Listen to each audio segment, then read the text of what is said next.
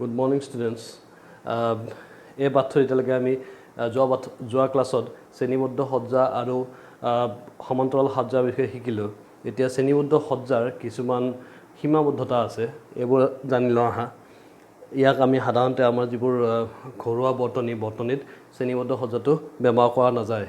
এই সীমাবদ্ধতাবোৰৰ বাবে। এতিয়া এই সীমাবদ্ধতাবোৰ কি কি? যেতিয়া শ্ৰেণীবদ্ধ সজ্জাটো বুজাইছিলোঁ তেতিয়া কৈছিলোঁ যে শ্ৰেণীবদ্ধ সজ্জাৰ ক্ষেত্ৰত যিটো ৰোধকৰ যিটো গঠন হ'ব, সেই ৰোধকৰ মাজেৰে একে মানৰ প্ৰবাহিত হ'ব। তাত মানে প্ৰবাহৰ যিটো মান, সেই মানটো সলনি নহয়। ধৰা যদি 5 এম্পিয়াৰ কাৰেণ্ট এটা ৰোধকৰ মাজেৰে পাৰ হৈছে, তেন্তে আন ৰোধকৰ মাজেৰেও সেই সমান পৰিমাণৰ কাৰেণ্টে পাৰ হ'ব। ইয়াতে মই দুটা উপাদান আঁকিছোঁ, দুটা ৰোধক আঁকা হৈছে। এটাত আমি বৈদ্যুতিক বাল্ব লগাইছোঁ, আনটোত আমি বৈদ্যুতিক হিটাৰ লগাইছোঁ। এতিয়া বৈদ্যুতিক বাল্ব আৰু বৈদ্যুতিক হিটাৰ দুয়োটাকে বেলেগ বেলেগ মানৰ বা বেলেগ বেলেগ পৰিমাণৰ আমাক বৈদ্যুতিক প্ৰবাহ লাগিব জ্বলি উঠিবৰ কাৰণে। কিন্তু শ্ৰেণীবদ্ধ সজ্জা লগালে কি হ'ব, বৈদ্যুতিক বাল্বটোৰ মাজেৰে যিমান প্ৰবাহ সঞ্চালিত হ'ব, সেই একে মানৰ প্ৰবাহে বৈদ্যুতিক হিটাৰৰ মাজেৰে সঞ্চালিত হ'ব। এতিয়া বাল্বটোক যিখিনি প্ৰবাহ লাগে, সেই প্ৰবাহৰ মানেৰে বৈদ্যুতিক হিটাৰ এটা আমি চলাব নোৱাৰোঁ। সেইকাৰণে কোৱা হৈছে শ্ৰেণীবদ্ধ সজ্জাত বৰ্তনীটোৰ মাজেৰে যোৱা প্ৰবাহৰ মান গোটেই বৰ্তনীটোত একেই থাকে। সেয়ে দুটা বেলেগ বেলেগ ৰোধৰ উপাদান সংযোগ কৰিব পৰা নাযায়। সেইকাৰণে আমি দুটা বেলেগ বেলেগ ৰোধৰ উপাদান আমি শ্ৰেণীবদ্ধ সজ্জাত আমি সংযোগ কৰিব নোৱাৰোঁ, যিহেতু একে পৰিমাণৰ প্ৰবাহ দুয়োটাৰ মাজেৰে চলিব। 2 নম্বৰতে ইয়াতে ধৰা বৈদ্যুতিক বাল্ব আৰু বৈদ্যুতিক হিটাৰ আমি শ্ৰেণীবদ্ধভাৱে সংযোগ কৰিছোঁ। এতিয়া যদি বৈদ্যুতিক বাল্বটো কিবা কাৰণত ফিউজ যায় বা বেয়া হৈ যায়, তেন্তে বৈদ্যুতিক হিটাৰটো নচলিব, কাৰণ এইটো এটা শ্ৰেণীবদ্ধ সজ্জা। ইয়াতে এটা উপাদান বেয়া হোৱাৰ লগে লগে বা এটা ৰোধ যদি বেয়া হয়, তেন্তে আনটো ৰোধ বা উপাদান বন্ধ হৈ পৰিব। এই দুটা সীমাবদ্ধতাৰ কাৰণে আমাৰ যিবোৰ ঘৰুৱা বৰ্তনী, সেই ঘৰুৱা বৰ্তনীত শ্ৰেণীবদ্ধ সজ্জা ব্যৱহাৰ কৰা নাযায়। ইয়াৰ সলনি আন এটা সজ্জা আছে, সেইটো হৈছে সমান্তৰাল সজ্জা। এই সীমাবদ্ধতাখিনি, শ্ৰেণীবদ্ধ সজ্জাৰ যিখিনি সীমাবদ্ধতা, এইখিনি কিন্তু সমান্তৰাল সজ্জাত নাই। কাৰণ সমান্তৰাল সজ্জাত কি হ'ব, এই সজ্জাত যিটো প্ৰবাহ সঞ্চালিত হয়, প্ৰত্যেকটা ৰোধৰ মাজেৰে বেলেগ বেলেগ মানৰ প্ৰবাহ সঞ্চালিত হ'ব। এতিয়া বাল্বৰ কাৰণে যিখিনি প্ৰবাহ লাগে সঞ্চালিত কৰিব পৰা যায়, তাৰ উপৰি হিটাৰৰ কাৰণে যিখিনি প্ৰবাহ লাগিব, তাৰ কাৰণে সেইখিনি সঞ্চালিত কৰিব পৰা যাব। এটাত আমি 3টা ৰোধ মই এটা আঁকি দেখাইছোঁ, সমান্তৰাল সজ্জাত আছে, সমান্তৰালভাৱে আছে। প্ৰথমটো ৰোধৰ মাজেৰে ধৰা 5 এম্পিয়াৰ কাৰেণ্ট সঞ্চালিত হৈছে, দ্বিতীয়টো ৰোধৰ মাজেৰে 10 এম্পিয়াৰ কাৰেণ্ট প্ৰবাহিত হৈছে, আৰু তৃতীয়টো ৰোধৰ মাজত 20 এম্পিয়াৰ কাৰেণ্ট প্ৰবাহিত হৈছে। ইয়াতে বেলেগ বেলেগ প্ৰবাহ চলে কাৰণে এই সমান্তৰাল সজ্জাটো বেছিকৈ ব্যৱহাৰ। এতিয়া আহোঁ আমি বিদ্যুৎ প্ৰবাহত তাপীয় ক্ৰিয়ালৈ। এই বিদ্যুৎ প্ৰবাহত তাপীয় ক্ৰিয়াৰ বিষয়ে তলৰ ক্লাছত চাগে শুনিছা, তাত ইমান ভালদৰে নাছিলে, বেছি ভালদৰে লাগিব। ইয়াত দিয়া আছে বৈদ্যুতিক প্ৰবাহ বৰ্তাই ৰাখিবলৈ উৎসটোৱে অবিৰতভাৱে শক্তি খৰচ কৰিব লাগে। বৈদ্যুতিক প্ৰবাহ, কোনো উপাদানৰ মাজেৰে বৈদ্যুতিক প্ৰবাহ যদি আমি বৰ্তাই ৰাখিব লগা হয়, তেন্তে অবিৰতভাৱে শক্তি খৰচ হয়। আমি যেতিয়া ফেন এখন বেছি দেৰিলৈকে চলাই থৈ দিওঁ বা লাইট এটা বেছি দেৰিলৈকে চলাই থৈ দিওঁ, তেন্তে কি হ'ব, ই গৰম হ'ব, আৰু যিখিনি তাৰ তাপ শক্তি, বৈদ্যুতিক শক্তিটো তাপ শক্তিলৈ ৰূপান্তৰ হয়। এই তাপ শক্তিখিনি অপচয় হয় সাধাৰণতে। এতিয়া যদি বৈদ্যুতিক বৰ্তনী এটা সম্পূৰ্ণৰূপে ৰোধকীয় হয়, যদি ধৰা এটা বৈদ্যুতিক বৰ্তনী সম্পূৰ্ণৰূপে ৰোধেৰে নিৰ্মিত বা যিটো সজ্জা এইটো ৰোধকীয় হয়, তেন্তে কি হ'ব, ইয়াত অকল তাপ উৎপন্ন হ'ব। ইয়াতে দিয়া হৈছে তেন্তে উৎসৰ শক্তিৰ গোটেইখিনিয়ে কেৱল তাপ হিচাপে অপচয় হয়। মানে সেই গোটেইটো যদি ৰোধকীয় হয়, তেন্তে ইয়াতে অকল তাপ উৎপন্ন হ'ব আৰু তাপখিনি অপচয় হয় বা কিছুমান উপাদানত ইয়াক বিভিন্ন কামত ব্যৱহাৰ কৰিব পাৰি। এই যিটো বৈদ্যুতিক উপাদানৰ পৰা যিটো তাপ উৎপন্ন হয়, বৈদ্যুতিক প্ৰবাহৰ ফলত যিটো তাপ উৎপন্ন হয়, এইটোক কোৱা হয় বৈদ্যুতিক প্ৰবাহৰ তাপীয় ক্ৰিয়া। ইয়াকে বিদ্যুৎ প্ৰবাহৰ তাপীয় ক্ৰিয়া বোলে। এতিয়া এই যিটো তাপীয় ক্ৰিয়া, এই ক্ৰিয়াটো কিছুমান উপাদানত প্ৰয়োগ কৰা হয়, যেনেকৈ বৈদ্যুতিক ইস্ত্ৰি হওক, বৈদ্যুতিক হিটাৰ হওক, গিজাৰ, ৱাটাৰ হিটাৰ যিটো আছে, এইবোৰত এই ক্ৰিয়াটো ব্যৱহাৰ কৰি আমি বিভিন্ন কামত লগাব পাৰোঁ। এইটো সাধাৰণতে অপচয় নহয়, বিভিন্ন কামত ব্যৱহাৰ হয়। এতিয়া ইস্ত্ৰি কৰিবলৈ আমি ইস্ত্ৰিটো ব্যৱহাৰ কৰোঁ, তাৰ উপৰি আমি বৈদ্যুতিক হিটাৰ আমি ৰুম গৰম কৰিবৰ কাৰণে ইউজ কৰিব পাৰোঁ, ৱাটাৰ হিটাৰ পানী গৰম কৰিবৰ কাৰণে ইউজ কৰিব পাৰোঁ। তাৰমানে এইটো যিটো অপচয় হৈছিলে, ইয়াৰ ক্ষেত্ৰত এই অপচয় হোৱা শক্তিখিনি আমি কামত লগাইছোঁ। এতিয়া ছেকেণ্ডত চোৱা, ধৰা হওক আমি এটা ৰোধক লৈছোঁ, এই ক্ষমতাৰ ক্ষেত্ৰত আমি এটা ডিডাকশ্যন কৰিম। ইয়াতে আৰ ৰোধৰ ৰোধক এটাৰ মাজেৰে আই প্ৰবাহ চালিত হৈছে মই এটা আঁকি দিছোঁ এইটো এটা ৰোধক আমি লৈছোঁ ইয়াৰ ৰোধ হৈছে আৰ আৰু ইয়াৰ মাজেৰে আই প্ৰবাহ চালিত কৰিছোঁ এইটো হৈছে ইয়াৰ দুই মূৰৰ মাজৰ বিভৱ ভেদ এই যি দুটা মূৰ আছে এক্স আৰু ৱাই মূৰৰ মাজৰ যিটো বিভৱ ভেদ ৰোধকটোৰ সেইটো হ'ব ভি এইটো ভি ইয়াৰ মাজেৰে কিউ আধান চালিত হওঁতে প্ৰয়োজনীয় সময় টি তাৰমানে এই ৰোধকটোৰ মাজেৰে প্ৰবাহ হৈছে মানে কি প্ৰবাহ সঞ্চালিত হৈছে মানে আধান সঞ্চালিত হৈছে ইয়াৰ মাজেৰে কিউ পৰিমাণৰ আধান যেতিয়া সঞ্চালিত কৰা হ'ব তাৰ কাৰণে সময় ল'ব টি এইটো টি এতেকে ভি বিভৱ ভেদেৰে কিউ আধান চালিত হওঁতে তাৰমানে এটা মূৰৰ পৰা আনটো মূৰলৈকে যেতিয়া আধান চালিত হ'ব তেন্তে এটা কাৰ্য কৰা হ'ব ইয়াৰ বিভৱ ভেদত বুজোৱা হৈছিলে কাৰ্য সম্পাদন হ'ব কিমান কাৰ্য সম্পাদন হ'ব এটা ভি কিউ কাৰ্য সম্পাদন হ'ব ভি কিউ কি কাৰণত ভি কিউ বুলি কৈছোঁ বিভৱ ভেদৰ ক্ষেত্ৰত দিয়া হৈছিলে V equal to W by Q তাৰমানে এটা ভি মানে হৈছে বিভৱ ভেদ ডাব্লিউ মানে হৈছে কাৰ্য সম্পাদিত কাৰ্য আৰু কিউ মানে হৈছে আধান তাৰমানে সম্পাদিত কাৰ্য কিমান হ'ব W equal to V into Q সেইকাৰণে ইয়াতে কোৱা হৈছে সম্পাদিত কাৰ্য ভি কিউ এই বস্তুটো ভি কিউ এতিয়া এটাকে উৎসৰ বৰ্তনীটোলৈ যোগান ধৰা ক্ষমতা মানে কি ক্ষমতা মানে হৈছে কাৰ্য কৰাৰ হাৰ কিমান সময়ত কিমান কাৰ্য সম্পাদন কৰিব বস্তু এটাই সেইটো কাৰণে আমি লিখিব লাগিব P equal to V Q by T V Q মানে হৈছে কাৰ্য সাধাৰণতে P equal to W by T বুলি লিখা হয় ডাব্লিউ মানে হৈছে কাৰ্য সম্পাদিত কাৰ্য আৰু টি মানে হৈছে সময় এতিয়া আমাৰ এটা সম্পাদিত কাৰ্য কিমান আছে V Q by T V Q by T এতিয়া যদি আমি এনেকৈ ভি কিউ বাই টিটো আমি এনেকৈ লিখিব পাৰোঁ V into Q by T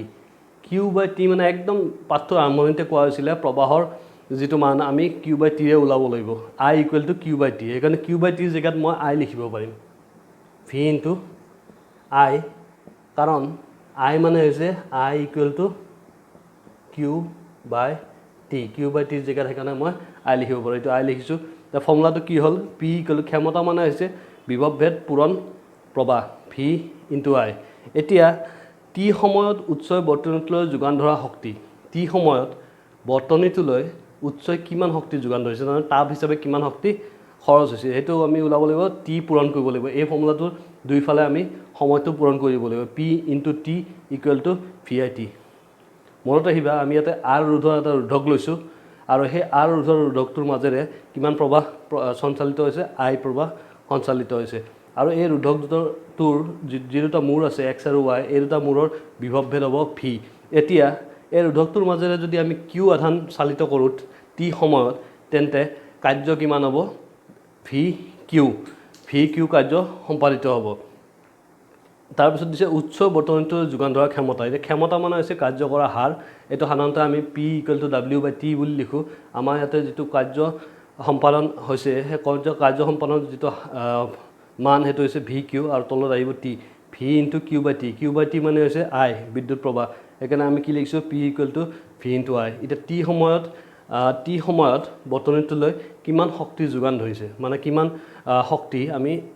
তাপ হিচাপে খৰচ কৰিছোঁ সেইটো হ'ব P into T equal to V I T আৰু লাষ্টত দিয়া আছে উৎসই খৰচ কৰা শক্তিখিনি ৰোধকত তাপ হিচাপে অপচয় হয় উৎসই যিখিনি শক্তি খৰচ কৰিব সেইখিনি ৰোধকত তাপ হিচাপে অপচয় হয় তাৰমানে আমাৰ যেতিয়া উপাদান এটা চলি থাকিব বেছি দেৰিলৈকে তেতিয়া কি হ'ব বিদ্যুৎ প্ৰবাহ যেতিয়া উপাদানটোৰ মাজেৰে বেছি দেৰিলৈকে চলি থাকিব তেতিয়া কি হ'ব তাপ হিচাপে শক্তিখিনি খৰচ হ'ব এই বস্তুটো হৈছে ক্ষমতা আমি বৈদ্যুতিক ক্ষমতাৰ বিষয়ে জানিলোঁ তাৰোপৰি কোনো ৰোধকৰ মাজেৰে যেতিয়া বিদ্যুৎ প্ৰবাহ ঘটে বিদ্যুৎ প্ৰবাহ ঘটাৰ ফলত ৰোধকটোত তাপ উৎপন্ন হয় বা তাপখিনি অপচয় হয় এতিয়া আমি তাপীয় ক্ৰিয়াৰ জুলৰ সূত্ৰৰ বিষয়ে জানো আহা তাপীয় ক্ৰিয়াৰ জুলৰ সূত্ৰ ইয়াতে আমি কি কৰিছোঁ প্ৰবাহ আইৰ বাবে টি সময়ত উৎপন্ন হোৱা তাপ আই পৰিমাণৰ প্ৰবাহৰ বাবে টি সময়ত কিমান তাপ উৎপন্ন হ'ব তাৰমানে কোনো পৰিবাহীৰ মাজেৰে যদি আমি আই পৰিমাণৰ প্ৰবাহ পাৰ কৰোঁ টি সময়ত তেন্তে তাপ কিমান উৎপন্ন হ'ব এইটো হ'ব H equal to V I T কাৰণ শক্তিখিনি তাপলৈ ৰূপান্তৰ হৈছে যিখিনি শক্তি উৎপন্ন হয় সেই শক্তিখিনি তাপলৈ ৰূপান্তৰ হয় আচলতে ফৰ্মুলাটো কি আছিলে পি ইনটু টি ইয়াৰ আগত অলপ আগতে কোৱা হৈছিলে P into T equal to V I T কিন্তু তাপলৈ ৰূপান্তৰ হোৱাৰ বাবে আমি ইয়াতে এইচ লিখিছোঁ পি ইনটু টিৰ জেগাত আমি এইচ লিখিছোঁ এইচ মানে হৈছে হিট বা তাপ H equal to V I T এতিয়া ভি মানে কি ভিৰ আমাৰ যিটো ওমৰ সূত্ৰ আছিলে তাৰ মতে V equal to I R এই ভিৰ জেগাত যদি মই আই আৰ লিখি দিওঁ I R into I T হ'ব এইটো তাৰপিছত আই ইনটু আই স্কুৱেৰ হ'ব I square R T H equal to I square R T এই বস্তুটোক কোৱা হয় তাপীয় ক্ৰিয়াৰ জুলৰ সূত্ৰ এই জুলৰ সূত্ৰ মতে কি হ'ব প্ৰদত্ত ৰোধৰ বাবে প্ৰবাহৰ বৰ্গৰ সমানুপাতিক মানে যিটো তাপ উৎপাদন হ'ব সেইটো প্ৰবাহৰ যিটো বৰ্গ হ'ব আই স্কুৱেৰ এইটোৰ সমানুপাতিক হ'ব এইটোৰ অৰ্থ কি প্ৰবাহৰ বৰ্গৰ সমানুপাতিক যিখিনি তাপ উৎপাদন হয় এইটো অৰ্থ হ'ল প্ৰবাহ যিমানেই বাঢ়িব সিমানে তাপ বেছিকৈ উৎপাদন হ'ব কোনো উপাদানৰ মাজেৰে যেতিয়া প্ৰবাহৰ মানটো বাঢ়ি যাব তেতিয়া তাৰ তাপ উৎপাদনৰ মাত্ৰাটো বেছি বাঢ়িব 2 নম্বৰতে প্ৰদত্ত প্ৰবাহৰ বাবে ৰোধৰ সমানুপাতিক ইয়াৰ যিখিনি তাপ উৎপন্ন হৈছে এইচ এইটো হ'ব ৰোধৰ এই যিটো ৰোধ আছে আৰ ৰোধৰ সমানুপাতিক তাৰমানে ৰোধ যিমানে বাঢ়িব সিমানে তাপ উৎপাদন হ'ব এতিয়া যদি কোনো এটা বটনি আমি গোটেই বটনিটো যদি ৰোধকীয় কৰি দিওঁ ৰোধেৰে ভৰ্তি কৰাই দিওঁ তেন্তে কি হ'ব গোটেই বটনিটোত তাপ উৎপাদনৰ যিটো মাত্ৰা সেইটো বহুত বেছি বাঢ়ি যাব এইটো সাধাৰণতে ব্যৱহাৰ হয় বৈদ্যুতিক ইস্ত্ৰি বা বৈদ্যুতিক হিটাৰত তাতে এই গোটেই বটনিটো ৰোধেৰে ভৰ্তি কৰি দিয়া হয় বা ৰোধ সংযোগ কৰা হয় গোটেই বটনিটো যাতে তাপ উৎপাদনটো বেছি হয় আৰু সেই তাপখিনি কামত লগাব পাৰি আৰু 3 নম্বৰত ৰোধকৰ মাজেৰে যোৱা প্ৰবাহ চলি থকা সময়ৰ সমানুপাতিক ইয়াতে কি কৈছে সময়টো যিমানে বাঢ়িব প্ৰবাহৰ সময়টো যিমানে বাঢ়িব সিমানে তাপ উৎপাদনটো বাঢ়িব ফেন এখন যদি আমি 12 ঘণ্টা বা 13 ঘণ্টাৰ কাৰণে চলাই থাকোঁ তেন্তে ইয়াৰ তাপ উৎপাদন বেছি হ'ব 1 ঘণ্টাৰ কাৰণে চলালে তাপ উৎপাদন সিমান বেছি নহয় সেইকাৰণে সময়টো যিমানে বাঢ়িব সিমানে তাপ উৎপাদনটো বেছি হ'ব এই বস্তুটো কোৱা হয় তাপীয় ক্ৰিয়াৰ জুলৰ সূত্ৰ মনত ৰাখিবা প্ৰদত্ত ৰোধৰ বাবে প্ৰবাহৰ বৰ্গৰ সমানুপাতিক তাৰমানে কাৰেণ্ট যিমান বাঢ়িব প্ৰবাহ যিমান বাঢ়িব সিমানে তাপ উৎপাদন বেছি হ'ব 2 নম্বৰতে ৰোধ যিমানে বাঢ়িব যিমানে আমি ৰোধ বেছিকৈ লগাম সিমানে তাপ উৎপন্ন হ'ব আৰু 3 নম্বৰতে প্ৰবাহৰ সময়টো যিমানে অতিবাহিত হ'ব বা যিমানে বাঢ়িব সিমানে তাপ উৎপাদন বেছি হ'ব এই বস্তুটো অংক কৰোঁতে এই ফৰ্মুলাটো H equal to I square R T এইটো আমি জুলৰ তাপীয় ক্ৰিয়াৰ বিষয়ে জানিলোঁ এতিয়া জুলৰ তাপীয় ক্ৰিয়াৰ ভিত্তিত সজা কিছুমান সঁজুলিৰ নাম আমি জানি লওঁ বৈদ্যুতিক ইস্ত্ৰি হিটাৰ অভেন এই বস্তুবোৰ আমি আমাৰ দৈনন্দিন জীৱনত আমি ব্যৱহাৰ কৰি থাকোঁ খুব সম্ভৱ বৈদ্যুতিক ইস্ত্ৰিটো আমি নিতান্তই ব্যৱহাৰ কৰোঁ এই যিটো বৈদ্যুতিক ইস্ত্ৰি এই বৈদ্যুতিক ইস্ত্ৰিটো জুলৰ তাপীয় ক্ৰিয়াৰ ভিত্তিত কাম কৰে আৰু এই ক্ৰিয়াৰ ক্ষেত্ৰত কি হৈছিলে যেতিয়া আমি কোনো ৰোধৰ মাজেৰে আমি যেতিয়া প্ৰবাহ সঞ্চালিত কৰিম তেতিয়া ৰোধত তাপ উৎপাদন হ'ব আৰু সেই তাপ এই সঁজুলিবিলাকত ব্যৱহাৰ হয় বিভিন্ন কাৰ্য সমাধা কৰিবৰ কাৰণে এতিয়া বৈদ্যুতিক বাল্বৰ ক্ষেত্ৰত কি হ'ব বৈদ্যুতিক বাল্বৰ ভিতৰত কি থাকে কাঁচৰ বাল্বটোৰ ভিতৰত এডাল ফিলামেণ্ট থাকিব সেই ফিলামেণ্টডাল হৈছে এটা ৰোধ আৰু এই ৰোধটোৰ মাজেৰে যেতিয়া কাৰেণ্ট পাৰ হ'ব তেতিয়া এই ফিলামেণ্টডাল গৰম হৈ পিনে ইয়াৰ অধিকাংশ শক্তি তাপ হিচাপে অপচয় হয় আৰু লগতে এটা অংশ শক্তি পোহৰলৈ বিকিৰিত হ'ব আৰু সেই পোহৰৰ বাবে আমি লাইট ব্যৱহাৰ কৰোঁ এতিয়া এই যিটো ফিলামেণ্টডাল এটা বিশেষ ধাতুৰে গঠিত যিটো ধাতুৰ গলনাংক বহু উচ্চ এই ধাতুটোৰ নাম হৈছে টাংষ্টেন এই টাংষ্টেন ধাতুটোৰ গলনাংক এটা দিয়া আছে 3380 ডিগ্ৰী চেলচিয়াছ ইয়াৰ গলনাংকটো বহুত বেছি যাতে ই সহজে গলি নাযায় কাৰণ বৈদ্যুতিক বাল্ব এটা বেছি সময়ৰ কাৰণে আমি যদি জ্বলাই থাকোঁ তেন্তে ইয়াত যিটো তাপ উৎপন্ন হ'ব জুলৰ তাপীয় ক্ৰিয়াৰ ভিত্তিত ইয়াত তাপ উৎপাদনটো বেছি হ'ব আৰু তাপ উৎপাদন বেছি হ'লে কেতিয়াবা ই গলি যাব পাৰে সেইকাৰণে টাংষ্টেন ধাতুৰে আমি ফিলামেণ্টডাল বনাব লাগিব যাতে ই সহজে গলি নাযায় তাৰোপৰি বৈদ্যুতিক ফিউজ এই ফিউজটোৰ কথা আগতেও তলৰ ক্লাছত ক্লাছ 7 বা 6ত পঢ়ি আহিছে বৈদ্যুতিক ফিউজ সাধাৰণতে বৰ্তনীবিলাকত শ্ৰেণীবদ্ধভাৱে সঁজুলিবিলাকৰ লগত লগায় যাতে এই সঁজুলিবিলাক কেতিয়াবা অভাৰলোড হ'লে বা বিদ্যুৎ প্ৰবাহ বাঢ়ি গ'লে উচ্চ বিদ্যুৎ প্ৰবাহ আহি গ'লে তেতিয়া যাতে সঁজুলিবোৰ বেয়া হৈ নাযায় ইয়াতে দিছে ই অবাঞ্ছিত উচ্চ প্ৰবাহ বন্ধ কৰি বৰ্তনী আৰু সঁজুলিবোৰ সুৰক্ষিত কৰি ৰাখে যথোপযুক্ত গলনাংকৰ কোনো ধাতু বা সংকৰ ধাতুৰ তাৰৰ টুকুৰা এটাৰ পৰা ফিউজ তৈয়াৰ কৰা হয় ইয়াতে ধাতু বা সংকৰ ধাতুৰ টুকুৰা তাৰৰ টুকুৰা এটা ব্যৱহাৰ কৰি আমি ফিউজ বনাওঁ এই ধাতু বা সংকৰ ধাতু কেনেকুৱা ধৰণৰ ধাতু আমি ব্যৱহাৰ কৰোঁ এইবোৰ হৈছে এলুমিনিয়াম কপাৰ বা আইৰণ এনেকুৱা জাতীয় ধাতু আমি ফিউজ বনাবলৈ ব্যৱহাৰ কৰোঁ যদি পূৰ্ব নিৰ্ধাৰিত মানতকৈ বেছি পৰিমাণৰ প্ৰবাহ বৰ্তনীৰ মাজেৰে বৰ্তনী এটাৰ মাজেৰে যাব লগা প্ৰবাহ এটা নিৰ্ধাৰিত মান থাকে কিন্তু কেতিয়াবা কি হয় কিছুমান অবাঞ্ছিত কাৰণত এই নিৰ্ধাৰিত মানতকৈ বেছি প্ৰবাহ পাৰ হ'ব পাৰে বৰ্তনীটোৰ মাজেৰে আৰু তেনেকুৱা হ'লে বৰ্তনীটোত থকা সঁজুলিবোৰ বেয়া হোৱাৰ সম্ভাৱনা থাকে সেইকাৰণে ফিউজ লগোৱা হয় যাতে বৰ্তনীটোত যেতিয়া ফিউজটো লাগি থাকিব তেতিয়া যদি উচ্চ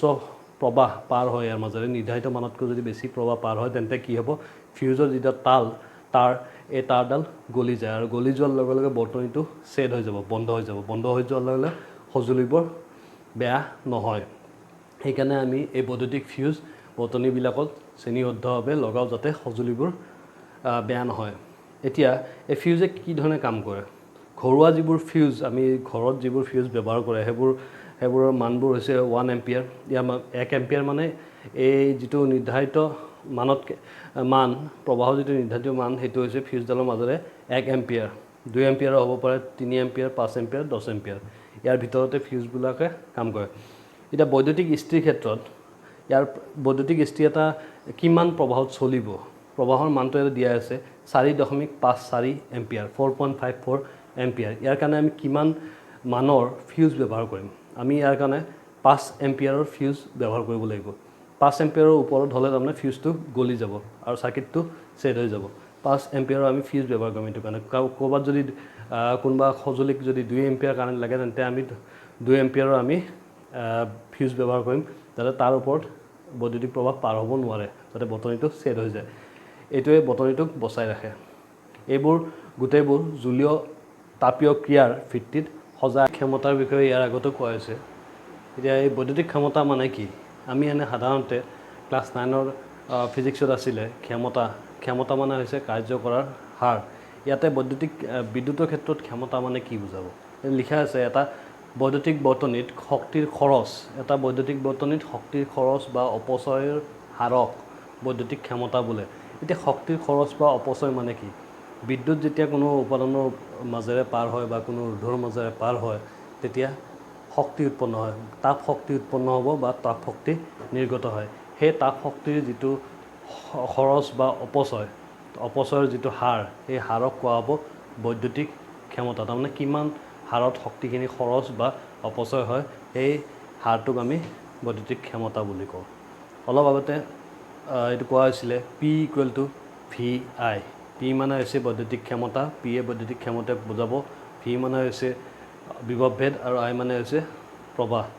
এতিয়া ভিৰ জেগাত আমি IR লিখিব পাৰোঁ কাৰণ V=IR এইটো এটা ফৰ্মুলা আছে ওমৰ সূত্ৰ মতে IR লিখাৰ লগে I স্কুৱেৰ হ'ব I²R এতিয়া এই আইটোৰ জেগাত আমি লিখিব পাৰিম V/R ওমৰ সূত্ৰ মতে আমি V/R লিখিব পাৰোঁ V/R whole square into R V²/R² into R এটা R কাটা যাব ইয়াতে তাৰপিছত থাকিব P=V/R P=VI নিলিখি পিনে আমি P=V/R লিখিব পাৰোঁ অংক কৰোঁতে আমি এইবোৰ ব্যৱহাৰ কৰিব লগা হ'ব পাৰে ইয়াৰ উপৰি বৈদ্যুতিক ক্ষমতাৰ যিটো এককটো হৈছে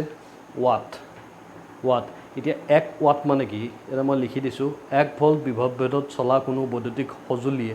1 এম্পিয়াৰ প্ৰবাহ কঢ়িয়ালে তাত খৰচ হোৱা ক্ষমতা হ'ব 1 ৱাট যদি কোনো উপাদান বা বৈদ্যুতিক সঁজুলি 1 বিভৱভেদত চলে আৰু ইয়াৰ মাজেৰে 1 এম্পিয়াৰ প্ৰবাহ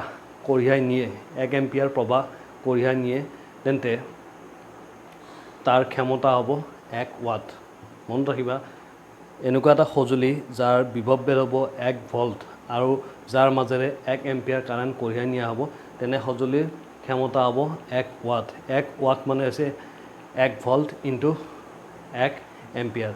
1 ৱাট মানে হৈছে 1 ভোল্ট ইনটু 1 এম্পিয়াৰ এতিয়া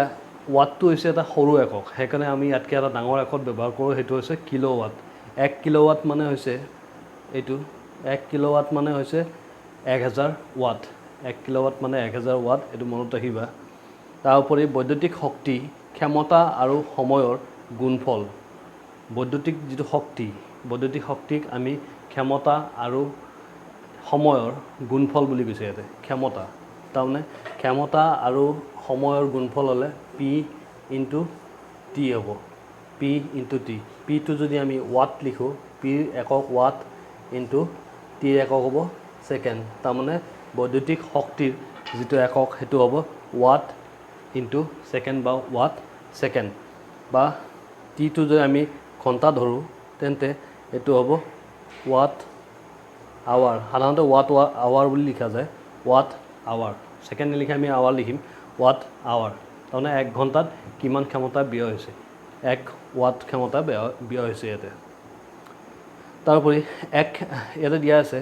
1 ৱাট ঘণ্টা মানে কি যদি 1 ৱাট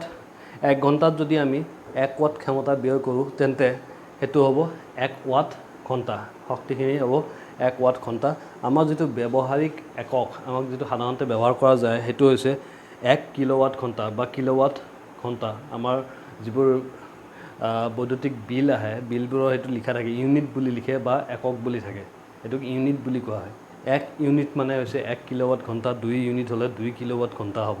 এতিয়া এই কিলোৱাট ঘণ্টাক 1 কিলোৱাট ঘণ্টা এই 1 কিলোৱাট ঘণ্টাক আমি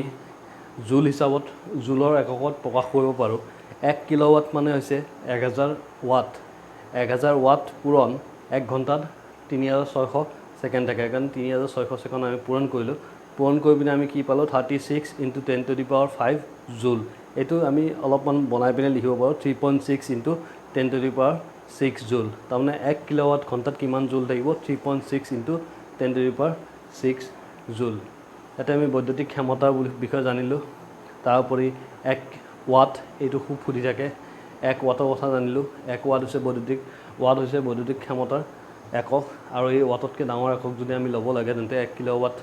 হ'ব 1 কিলোৱাট মানে হৈছে 1000 ৱাট